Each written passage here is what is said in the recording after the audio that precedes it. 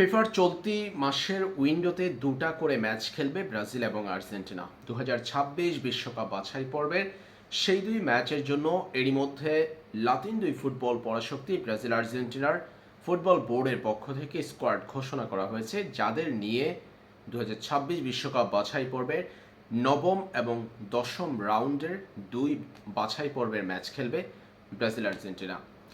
সেই দুই স্কোয়াড থেকে বেশ কয়েকজন ফুটবলার ম্যাচের আগে ছিটকে পড়েছেন। আর্জেন্টিনার হয়ে এই বিশ্বকাপ বাছাই পর্বের দুটা ম্যাচে অংশ নিতে পারবেন না এমিলিয়ানো মার্টিনেজ, তাকে স্কোয়াডে রাখা হয়নি। আর্জেন্টিনার মূল গোলরক্ষক তিনি বাদ পড়েছেন নিষেধাজ্ঞার কারণে।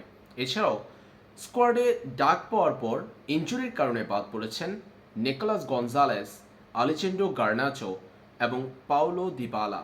তাদেরকে ছাড়াই আর্জেন্টিনা বিশ্বকাপ বাছাই পর্বের এই ম্যাচগুলো খেলতে হবে, এই দুটা ম্যাচ খেলতে হবে।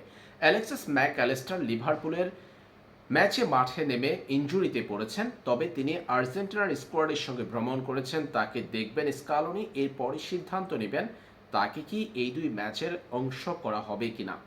অন্যদিকে বিশ্বকাপ বাছাই পর্বে মোটেও ভালো অবস্থানে নেই ব্রাজিল।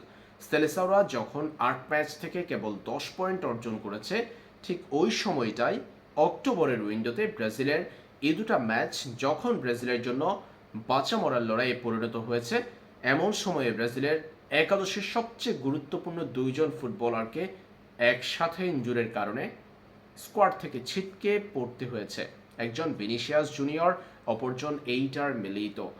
রিয়াল মাদ্রিদের এই দুই ব্রাজিলিয়ান তারকাকে ফিফার এই উইন্ডোতে ব্রাজিলের এই দুই ম্যাচে দেখতে পাবে না ভক্তরা, অর্থাৎ এই দুইজনকে ছাড়াই কিন্তু ব্রাজিলকে খেলতে হবে। এর আগে ইনজুরির কারণে এর আগে থেকে নেইমার জুনিয়র নেই, তাই ব্রাজিলকে বিশ্বকাপ বাছাই পর্বের এই ম্যাচগুলোতে বিশাল পরীক্ষা দিতে হবে। ব্রাজিলকে বাঁচা মরার লড়াইয়ে বড় পরীক্ষার মুখোমুখি হতে হবে। যাই হোক, ফিফার চলমান উইন্ডোতে অক্টোবরের দ্বিতীয় সপ্তাহেই কিন্তু মাঠে নামছে ব্রাজিল এবং আর্জেন্টিনা। আর্জেন্টিনা খেলবে বলিভিয়া এবং ভেনেজুয়েলার বিপক্ষে, ব্রাজিল খেলবে পেরু এবং চিলির বিপক্ষে।